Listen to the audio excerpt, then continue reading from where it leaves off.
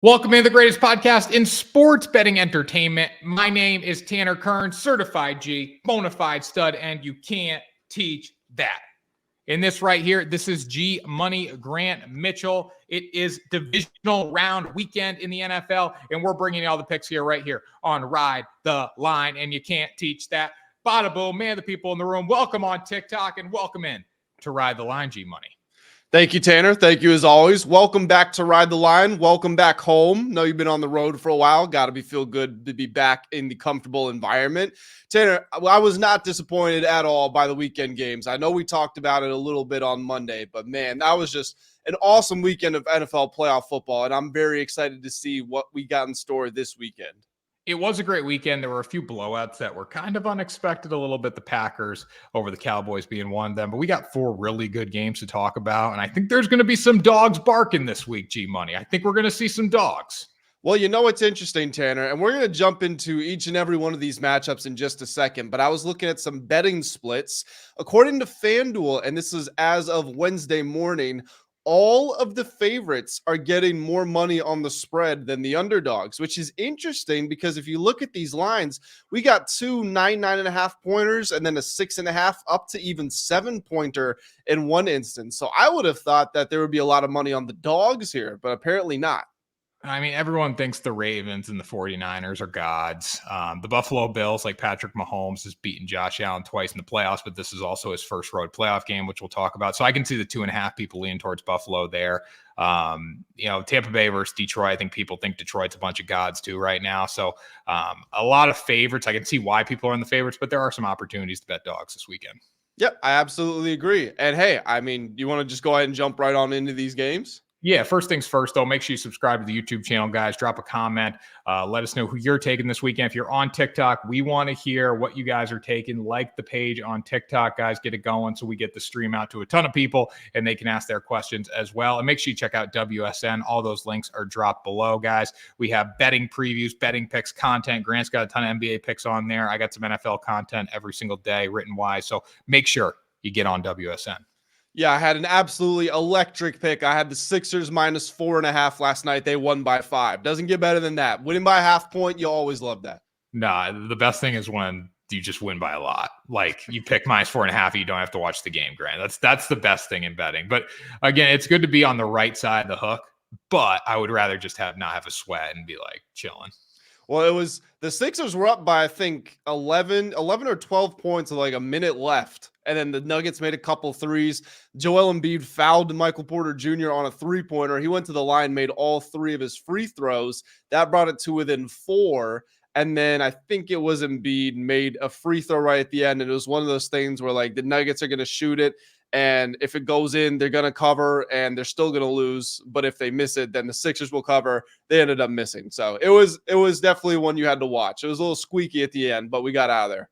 Definitely. We got some comments already coming in here. Josh Allen rushing yards. It seems like a very good play right now. We'll talk about that in a minute. How do you have so much time to devote to sports betting and gambling? It's a job. It's the 9 to 5. Like the 9 to 5. Yeah. Not the gambling side, but giving picks, content. The research, analytics. Yeah, all that. Yeah, I'm not making a full-time income betting on sports by any means. Houston Ravens has a SRS chance to be close. All right, they're fighting. It's a job. It's gambling. That's not true at all. It's content. It's journalism. That's what I would say. Betting's just the angle for it or the vehicle. Yeah, I agree. I agree with that. All right, let's talk about these games here. Let's start with the one that you're reading a comment about. Let's talk about the Texans and the Ravens. This is the first game of the weekend, 4:30 p.m. Saturday Eastern Standard Time. Looking at some of the different sports books, you can get it from anywhere from actually -9 for the Ravens to -9.5, depending on the book. Right away, the Ravens were probably the best. I think it's fair to say the Ravens were the best team in the NFL in the regular season. Had to be them or San Francisco, and they annihilated the 49ers, so they earned that title. They're going against a Texans team that I find them very interesting, Tanner, and I'm interested to hear what you think of this.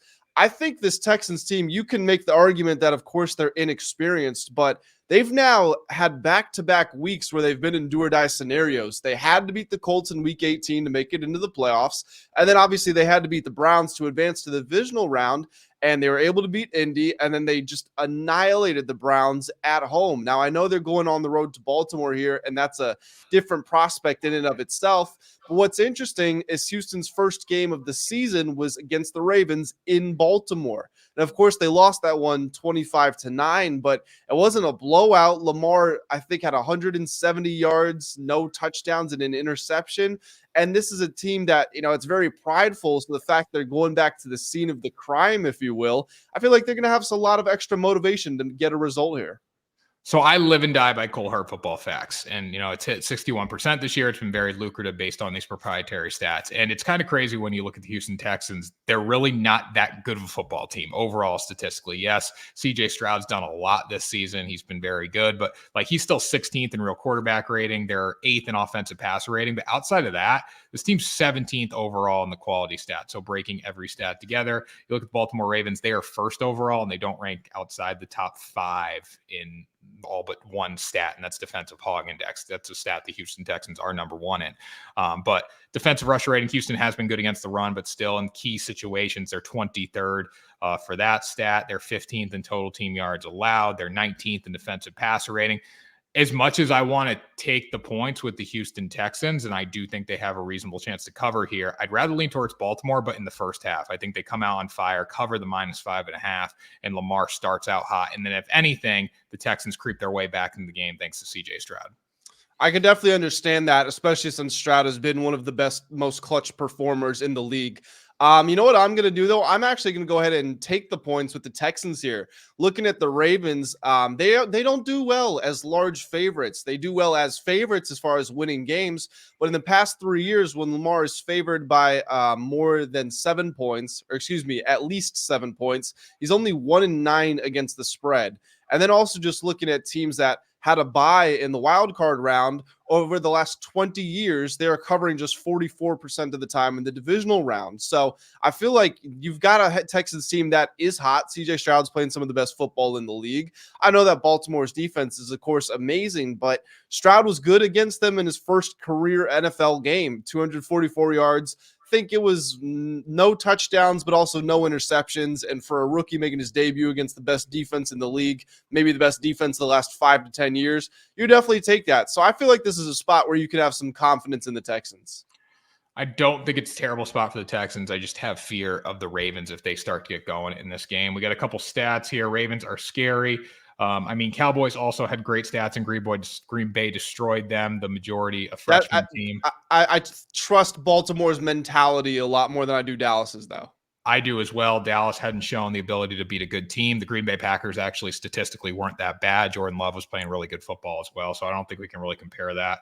Allen in the playoffs, we'll talk about him in a minute. Same with Buffalo. Bucks money line, what I say, sad Eagles. Talk about that in a minute as well. But yeah, it should be an interesting game. I'm excited to see what the Houston Texans can do against Baltimore. I do have a future ticket on the Ravens, so hopefully they can pull through. But the big one is the Buffalo Bills for me. And by the way, guys, I don't think we mentioned this yet. On Friday, Tanner and I are going to have a prop betting show for the weekend. My favorite prop, maybe of the NFL season, is in that Texans-Ravens game. I'm very excited to share it on Friday. All right, guys, make sure you tune in for that. Moving into our next game here, we have another 9.5-point spread. The San Francisco 49ers versus the Green Bay Packers. Grant, how do you see this one playing out? I see this one playing out with the Niners controlling the tempo. I think they're not going to make the mistake that Dallas did. Dallas tried to enforce themselves on the ground, but Dallas isn't a running team. I don't know why they did that. And Green Bay actually had one of the best performances defensively in the entire season for them. They were able to do a good job at stopping Tony Pollard and the Cowboys' run game, despite giving up 130 rushing yards per game over the course of the season as a whole. I think the 49ers are going to try to impose their will. I think the biggest thing also is you just want to control the tempo. You want this game played in your speed. You don't want to be getting in a shootout with Jordan Love, because Jordan Love is one of the hottest players in the league right now. 23 touchdowns, 1 interception over his last 9 games. Yeah, Brock Purdy and Ayuk and Debo and Kittle, they can score points through the air, but that's not what they want to do. They want to be able to force you to start to stack the box, come down, show more attention to Christian McCaffrey, open up the passing game with the play action, and we know how it goes in that West Coast system. But do I think the 49ers ultimately succeed in that goal? I do. I think the Packers already won their Super Bowl. They became the first 7 seed to ever win a wild card matchup in the expanded playoff format. Now you've got the youngest offense in the league going back out on the road. Now they're flying across the country to face a more well-rested team, a team that's used to making deep playoff runs. I'll be taking the Niners here, and I think that this is a game where maybe the Packers keep it close for a while, but I think you see the 49ers win this one by about 14 points in the end. I'm going to take the Packers here against, or take the points with the Packers here. I think another good thing that you could potentially do is tease both these dogs up. It's going to be hard for both favorites to win by upwards of 14 and a half, 15, 16 points, whatever you want to play that tease to. But the biggest thing that I'm looking at in this game with the Green Bay Packers, and there's one area that they can compete really well, and that's offensive line for the Packers versus defensive line for the San Francisco 49ers. The Green Bay Packers rank 4th in offensive hog index. They've shown the ability to run the football and get after it this season. The 49ers, while they do have a tremendous defensive front, they do rank 14th in defensive hog index, according to Cold Hard Football Facts. I think Green Bay is going to be able to move the football. You take that advantage in the trenches combined with the fact that Jordan Love's playing really good ball right now, throwing it. So I think there's going to be opportunities there for Green Bay to have success. The question is, can they slow down the 49ers? I think the 49ers take a little more of a slower pace in this one, try to control clock, try to keep Jordan Love off the field, pound it with Christian McCaffrey. And I think that ultimately does lead to a Green Bay cover if they're able to match their point scoring early in this game. It's definitely going to be interesting to see which version of this Packers team shows up, because the best game they played all year was last week. And I know that it's very easy to fall victim to betting the underdog when the underdog is hot or coming off of good performances. And I mean, to be fair, I was looking at the Texans, so I'm doing this myself, but I also just feel like the 49ers are so good in every phase, and it would take a Herculean effort for the Packers to even keep it close here. So I would trust the more established team, but I get why you would go with the Packers. Again, Jordan Love's been one of the hottest players in the league. You can't argue with what he's done recently. Brother is spitting facts. We love that. That's what we do here at Ride the Line. From Jalen Williams, John Tibb coming in here. Green Bay gets hot first half, then fades throughout the rest. Maybe a backdoor cover for Green Bay. A lot of people worried about a backdoor cover. One guy coming in here, Nathan Harris, saying Green Bay money line. I don't know about that, but based on what happened in the wild card round, anyone can win in the NFL playoffs. And we've seen big upsets in early rounds too. Hell, you look at last time the Baltimore Ravens were a 1 seed, I believe. They were blown off the field in their divisional round game. Yeah, that was 2019, Lamar's unanimous MVP year. They lost to the Tennessee Titans 28-12. And what was interesting about that was I think Lamar threw the ball 50 times, had 365 yards, and they only scored 12 points. It was kind of a weird game. Yeah, definitely. So we know upsets can happen. We got Bill's Super Bowl future coming in here from the coach, plus 600. Love that. And then Texans plus 10.5. All right, guys, move into our next game here. Tampa Bay Buccaneers versus the Detroit Lions. This was an absolute blowout. The Philadelphia Eagles should be ashamed of themselves for what they did against the Tampa Bay Buccaneers. Tampa Bay was fantastic in that football game. They wanted to win. They wanted to come out and hurt the Philadelphia Eagles in every phase of the game. There was absolutely no passion for the Eagles at all. So Tampa Bay deserves to be in this game. They are a dangerous football team. My one fear here for the Detroit Lions against the Tampa Bay Buccaneers is the fact that last week seemed like it was the Lions Super Bowl. This week's probably going to be a similar environment, knowing they have a chance to go to the NFC Championship game. But Tampa Bay does present some threats to Detroit in the sense of they can throw the ball. The biggest weakness for the Lions is their secondary. And then when you look at Detroit, they can run the football, they can throw the ball. But Tampa Bay's really good in the red zone. They're fantastic with their red zone defense. So if they can force the Lions to kick 3 and take 3 points in the red zone, I think this could be an interesting game. I think for 6.5, it's already going up. I would wait to see if this gets up to 7 or 7.5. But if I'm getting a full touchdown plus a PAT with the Buccaneers, I'm willing to take that side of the line. Tanner, I think you're going to get your wish here, because this did open at 6 and it's up to 6.5, like you said. According to, I've actually got a couple places pulled up. According to FanDuel, 75% of spread money is on the Detroit Lions. And according to VSiN, 72% is. So the public is huge on the Lions here. I think you're going to see this get pushed up to 7, maybe even 7.5. And I'm going to take the Bucs at 6. I would take them at 5. I would go down to maybe even 4. So if you're going to give this to me at 6.5 or 7, I'm absolutely going to take that. fully agree with everything you said, but the one major thing for me is Tampa Bay was phenomenal at getting to Jalen Hurts last week. According to Pro Football Focus, the Philadelphia Eagles had the best offensive line in the NFL this season.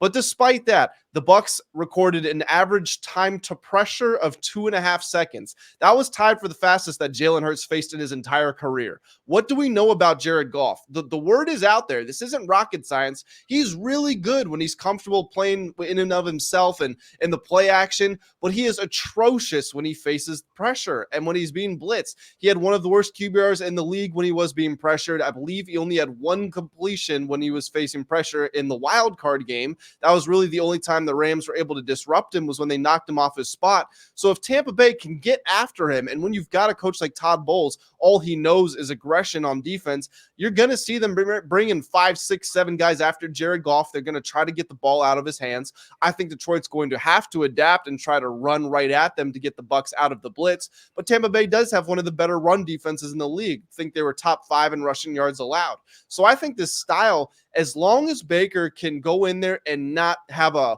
1 touchdown, 2 interceptions type of game, as long as Baker can give you numbers that he has been giving you for most of the season, I think this is a great spot to get the Buccaneers. I totally agree with that. And Baker came out with nothing to lose in that last football game. That was the biggest thing. Overall, though, I think my favorite play in this one, and we got a comment here. I think I'll take the under on this one from Screwed Up Sean. The under is not a bad play in this game. It's set at 48.5. The Lions, while they are very successful in the red zone when it comes to scoring touchdowns, the Buccaneers do have one of the best red zone defenses when it comes to not allowing touchdowns. On the flip side, the Buccaneers, while they were fantastic against the Philadelphia Eagles, they weren't great in the red zone. They settled for 3 a lot. That's something they've been doing all season long. They're one of the worst teams when it comes to scoring touchdowns in the red zone. So they need to score with explosive plays. And it could happen against the Detroit Lions. Most of the time, if teams are settling for 3 inside the red zone, the game's going to go under. So I think under 48.5 is not a bad play as well. That's funny. That's also my play as well. I was also leaning the under for the reasons you said. I think it's going to be played at a little bit of a slower tempo, and I think you're going to see some more defensive stands. Definitely. Comments coming in here from Tyler. Fire Sirianni due to cheerleader. What's your thoughts, Grant? Should we fire Sirianni? So this is a classic case of you don't know what you have till it's gone. And I'm not saying that Sirianni is the greatest thing since sliced bread, but what I'm saying is, who are you going to get to replace him? It's not always great to fire somebody. A lot of times you'll say, do this without really thinking about what the next step is. In this situation, though, when you've got a coaching class, I mean, if you want to look at the younger guys, a Bobby Slowick, a Mike McDonald, a Ben Johnson, but then if you want to look at the more established guys, the Harbaughs, the Belichicks, the Dan Quinns, if you're still interested after Dallas's meltdown, there's a lot of coaching candidates out there that you could go after that would make sense. For me personally, I am on the fire Sirianni train. I think that he came in as an offensive guy, and he wasn't necessarily fast-tracked to be a head coach. Yeah, the team had some improvements, but I also feel like if you remember, he turned the play calling duties over to Shane Steichen the year that they were able to get to 9 wins, and then obviously they get to the Super Bowl the next year. You lose Shane Steichen, you lose Jonathan Gannon, you see the team really start to unravel. Sure, the front office has to bear some culpability for the roster decisions, especially in the secondary and on the linebacking core. But at the same time, I mean, Sirianni, the defense was terrible. He made the decision to give the play calling duties to Matt Patricia. That made things even worse. As an offensive guy, he was unable to fix the offense pretty much all year. Seems like he might have lost the locker room, and then to come out with that just level of flatness in a playoff game also speaks to your head coach not doing his job. So I know that you have to consider what the next step is, but I would be firing Sirianni. Yeah, the guys don't want to play for him. That's what it comes down to. I'd probably fire Sirianni, but you need to pick up the right guy too. And the Eagles have walked away from really successful coaches over the years. So if we see that, that history play into this one, he's probably gone.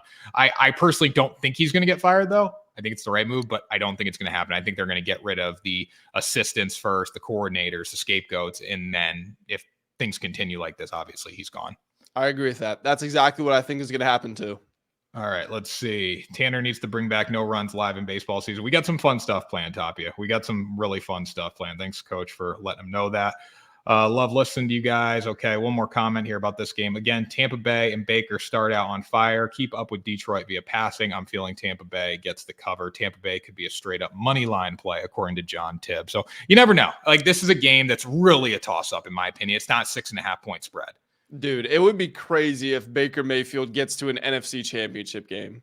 And you know what? It's the Baker revenge tour. Like, he's got just as good of a chance as this Detroit Lions team, the way Tampa Bay's been playing. Obviously, the home field makes a huge difference. But if Tampa Bay plays like they did against the Eagles, no doubt they can get to the NFC Championship game. No doubt. And you know what's even crazier from a team perspective too is this was the year where the Bucs didn't care what happened. They were just kind of trying to clear their books because they put so much into that Super Bowl run. They didn't care if they won 3 games this season. Now you're a couple of days away from potentially being one of the top 2 teams in your conference. Definitely. All right, Grant. Last game here. I'm assuming we're going to disagree on this one, but we will we'll break it down here. There's a few things to talk about in this game. Kansas City Chiefs 2.5-point underdog against the Buffalo Bills. And guys, let us know who you're taking. This is the game that me and Grant are going to disagree on because he hates Josh Allen. But with that being said, Patrick Mahomes 12-3 in the playoffs. He has never been on the road in the playoffs. So this is a different spot. He is 2-0 over Josh Allen. One of those games was a dominant victory. The other game was when it was the overtime game and Josh Allen didn't get to touch the ball and the Chiefs won in overtime. They came back from behind to do that. I think this year is a little different. Like, this is not the same Chiefs team that we've been looking at. Obviously, they have Patrick Mahomes and he's fantastic, but Josh Allen is playing great football right now. The biggest thing that I'm worried about as a Bills bettor in this game is their defense and their injuries on defense. Yes, they're going to be able to score points. I still think they're going to score against a really good Chiefs defense, but the Bills injuries are mounting, and that's my biggest fear. Can they get Patrick Mahomes down? Can they keep him in the pocket and not allow him to extend plays consistently in this football game? But since I have a future ticket on the Bills, and I love Josh Allen, Grant bought a Josh Allen jersey. I'll be wearing that on Friday. Nice. So first of all, I don't hate Josh Allen. I have this thing where I care very highly about decision making and intelligence. And when I say intelligence, obviously I'm not taking a personal shot at Josh Allen, but I'm saying we see him do some really stupid stuff, like when Jared Goff threw a 2-handed bounce pass when he was being sacked against the Rams. Well, the one thing that I want to say here is, you're right. This isn't the same Chiefs team. And everybody says that, and they only look at it from the lens of the offense, of it not being as prolific as years past. This isn't the same Chiefs team either, in that they have a phenomenal defense. I mean, everybody talks about the Ravens being incredible this year, which they were. Well, Kansas City was second in points allowed. They allowed less than half a point per game more than the Ravens did. They were right there with them. The Chiefs were second in yards allowed. That they allowed fewer yards per game than the Ravens did. They were second in sacks per game. So the Chiefs defense has been incredible this season. They just held the Dolphins to 7 points last week. I get you want to make the cold weather argument. I totally understand that. I think the Bills are more equipped for the elements than the Chiefs are. What I want to talk about with the Bills is people say that sports are a results-driven business. And, at the end of the day, they are. But as far as my just personal analysis on everything, it's a performance-driven business. And when I look at what the Bills have been able to do, the last 3 games of the regular season, I didn't think they played that well. Again, credit to them for even going on that streak and getting into the playoffs. But last week, I think the Pittsburgh Steelers shot themselves in the foot the way that you're not going to see the Chiefs do. I mean, Mason Rudolph throws an interception in the red zone. They fumble it inside their own red zone. Josh Allen has that play where it looks like he's sliding. The Steelers defense eases off, and then all of a sudden he ends up scoring. That's 2 touchdowns for the Bills and 1 taken away from the Steelers. So that's a potential 21-point swing off of those 3 plays. I don't think you're going to see a team as experienced as the Chiefs make those types of decisions. And also, when these teams played and the Bills won, you got to remember Isaiah Pacheco was injured. He's now scored at least 1 touchdown in 5 straight games. So the fact he's available for this cold weather type of game will be a huge boost. So you're right. I think we're disagreeing. I'm going with the Chiefs outright. I think the Chiefs move on to the championship game. So a few stats here to look at. According to Cold Hard Football Facts, Buffalo Bills are a better team on offense. At least we know that, though, so I'm not going to really harp on that. The biggest thing for defense is the Chiefs give up the least amount of yards in terms of defense and special teams this season. But other than that, they're actually pretty close. Defensive passer rating, the Chiefs are 8th. The Bills are 7th. Defensive rusher rating, the Bills are 15th. The Chiefs are 10th. And the biggest thing that I'm looking at, though, is the offense in this game. I think the Bills offense is going to find a way to overpower the Chiefs. The Bills have not lost when Josh Allen doesn't turn the ball over. That's the biggest thing. He can't be stupid with the football. I think if they come out and play their game, they will win it. But if Josh Allen makes stupid mistakes and tries to do too much, obviously goes back to the Chiefs here. So we're going to see what means more. We're going to see if the Bills' defensive injuries mean more to this team or to the outcome of this game than the Chiefs' lackluster offensive weapons. But if they shut Pacheco down and they can focus on Mahomes, I do think it favors the Bills here. I would just ask Tanner, what good is it to say the Bills win when Allen doesn't turn the ball over when he's thrown at least one interception in 12 of the last 14 games? Well, you can also look at it too. Like Mahomes has thrown 14 picks. Josh Allen's thrown 18, right? But the upside of Josh Allen's play right now is higher than Patrick Mahomes. So we look at real quarterback rating. Bills, Josh Allen's third. Patrick Mahomes is ninth in terms of cold hard football facts. Real passing yards per attempt. Bills are fourth. Chiefs are 11th. They're creating more explosive plays down the field. Scoreability-wise, how efficient you are at converting yards into points. Bills are 5th. Chiefs are 22nd. So I can deal with an interception here. I really can. I can't deal with Josh Allen being on the 10-yard line and throwing a pick when we could get 3 points. But if it's, if we go back to the game where he threw the fadeaway jumper a couple weeks ago and it's 4th and 2 and you're not converting there and you throw it down and it gets picked off on the 5-yard line, so be it. It's like a punt. But we're on the 5-yard line. We need to settle for 3. Yeah, I get that. And by the way, actually, speaking of 3, because this is pretty important, I'm looking at some of the major sports books, FanDuel, BetMGM, Caesars. They've got this at a 2.5-point line. But then you got DraftKings and BetRivers, it looks like. They got it at a 3-point line. So as always, do your line shopping. That makes a huge difference depending on which side of the bet you are on. Definitely some comments to end it off here. Let's see here. If Josh doesn't turn the ball over, Bills win, according to Corey Nugent. I think we're aligned there. Diggs needs to step up. I'm sorry. This is the last thing I'm going to say, but just I don't like that argument. I mean, he had the second most turnovers in the entire league. Only Sam Howell had more. You know what I mean? Like, he's undefeated when he doesn't turn the ball over, Grant. But he turns the ball over. But they're undefeated when he doesn't turn. That's true, though. If they're undefeated, he doesn't turn the ball over, and he doesn't turn the ball over, they're going to be fine. Look what they did against the Steelers. Didn't turn the ball over. Yeah, fair enough. Let's see here. Bills need to establish the run to open up Allen for the RPO. Have to keep the Kansas City defense guessing. I think whatever team runs the football more efficiently throughout the entire weekend in pretty much every game is going to have the upper hand. And that's playoff football. That is playoff football. It's like the NBA playoffs. In the NBA playoffs, efficiency goes out the window. It's can you score? Like that's all it is. In the playoffs, it's can you extend your drives? And a lot of that is done by running the football. Can you just hold on to the ball longer than your opponent? Yeah, and I think no matter what, however this game goes, it's going to come down to the fourth quarter. The Bills, Chiefs, it's going to be a tight football game. It's going to be one of the best ones to watch. I mean, I know you're looking at the Packers to cover. I'm not. For me, I mean, I think all of these games, aside from maybe that Niners game, could be one-score games within the final 5 minutes. Yeah, which is going to be very exciting from a watching and betting perspective. But that's another show, Grant. That was. Thank you guys so much for tuning in. Like I said earlier on, Tanner and I are going to be here on Friday, the game that we were just talking about, Chiefs-Bills. I got a really good pick in that, and I know that Tanner probably does as well. So make sure you are subscribed to the channel here so you're available to tune into that Friday show. Like the video if you enjoyed. Like Tanner said earlier, get in the comment section. Let us know what your favorite picks for the weekend are. And Tanner, you can get us on out of here. That was the greatest podcast in sports betting entertainment. We'll see you on Friday for another episode.